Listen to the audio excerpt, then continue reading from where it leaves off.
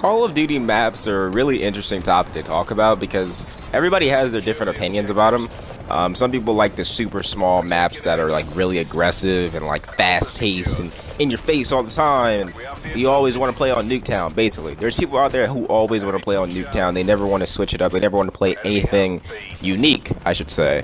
And then there's people who love the vast maps, the battlefield type maps, like, you know, Gustav Cannon and maps from MW2 like Estate. Like, people love those huge maps too. But then there's people like me who like the variety, and like, that's what I'm going to talk about in this video. In Black Ops 4, the variety of these maps is very interesting, to say the least. Starting off with the throwback maps, I feel as though these maps are pretty damn good.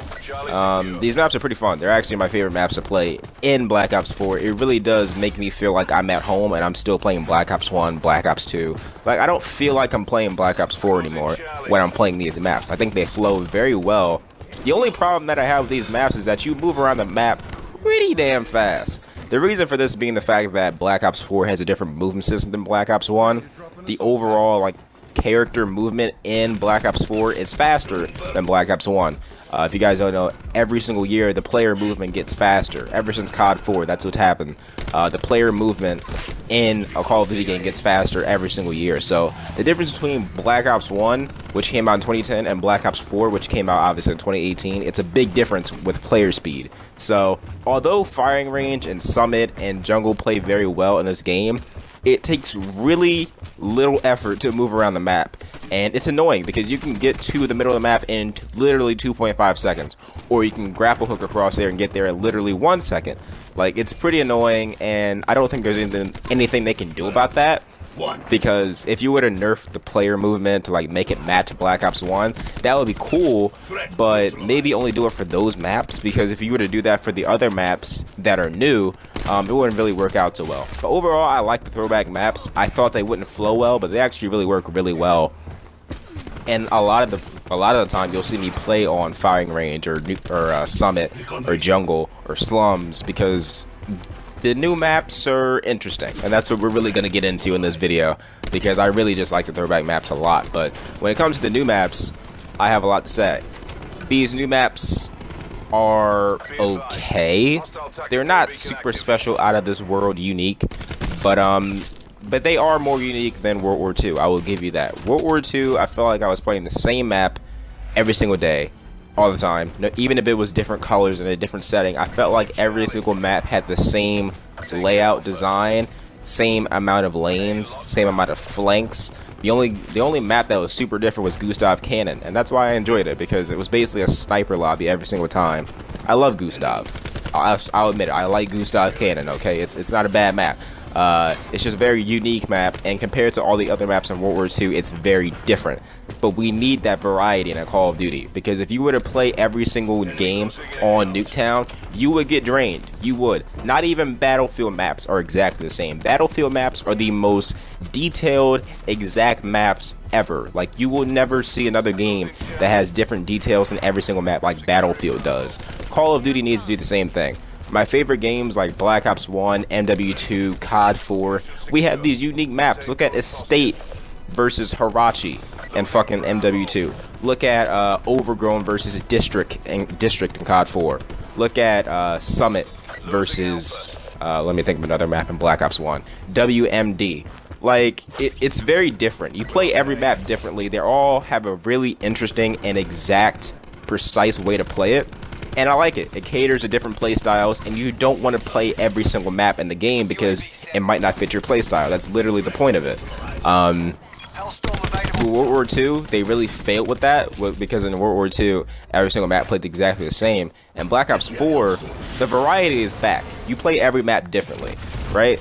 Every map is different. Throwback maps are, you play it one way, and then you play Seaside one way, and then you play Morocco a different way, and then you'll play like, I don't even know the new map names, to be honest with you. There's a lot of different new maps, but, you know, you play every single map differently in this game, and I do enjoy that, but I feel like these maps are not meant for this game. And what I mean by that is, Black Ops 4 is 5v5. You cannot have a big map like Morocco or Militia, which is basically Overgrown remastered. You can't have Overgrown 5v5, because Overgrown and Militia, they're just such these huge, vast maps.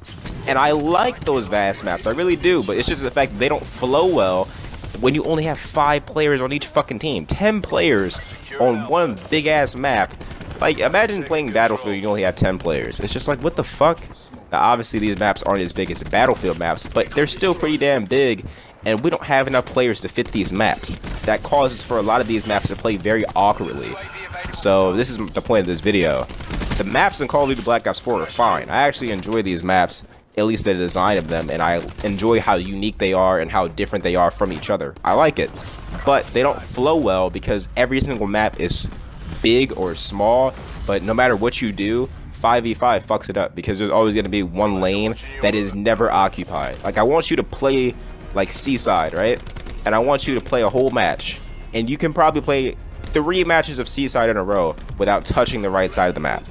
You probably can, or touching the left side of the map, because there's only a small amount of players, and all the players go to one area of the map, so the rest of the map is never touched, and it's really, really weird and awkward, and I've never seen it in a Call of Duty game before, but it works that way because there's so many there's a small amount of players, but there's these big maps. It's really weird.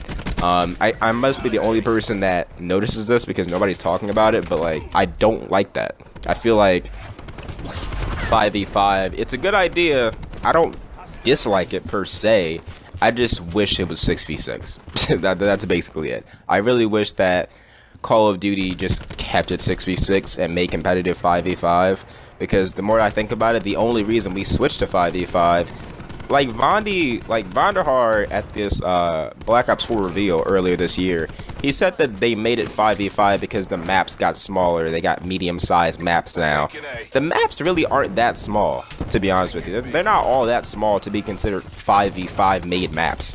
They weren't really made for 5v5. They were made for 6v6, and at the last minute they said, oh, well, we want competitive players to play the same game in pubs as they do in competitive, so let's make it 5v5 in pubs and the competitive game modes. And that's basically why we're playing 5v5. I don't think we're playing 5v5 because the maps fit it. And that's what fucks it up for pubs, because these maps are not made for pubs, they're not made for anything. They're not made for TDM. Like, imagine playing Morocco team deathmatch. That shit's trash. Imagine playing Militia team deathmatch. It's trash. Seaside, you're just sitting at the top of the towers and the houses. It's trash. These maps are not made for pubs. They're made for competitive, and they're definitely not made for 5v5 pubs. So I guess that's my main problem. They're not made for this game, at least the way that the game is right now. And it's really upsetting, to be honest with you, because like I said, I like the design of the maps. I think if these were in, like, say, World War II, I would love World War II a lot more if we had these unique design maps. If we had maps like Militia, Morocco, I'm trying to think of some other fucking maps, but I can't. Frequency is a great map. If that was in World War II, I would love it, but it wasn't. And it certainly doesn't fit Black Ops 4, the way the time to kill is, the amount of players, the player movement speed. It just doesn't fit this game, honestly. I wish that these maps were just set in a different game, and they would work out a lot better. But considering the game that we're playing, I don't think these maps are made for this game. And that's just my personal opinion. You guys let me know down in the comment section. Hopefully you guys enjoyed the video. This is a weird opinion, and if you don't agree, just tell me why in the comment section down below. And well, out of the way, guys, Pennyworth Ghostface here, YouTube. I'll see you fucking later.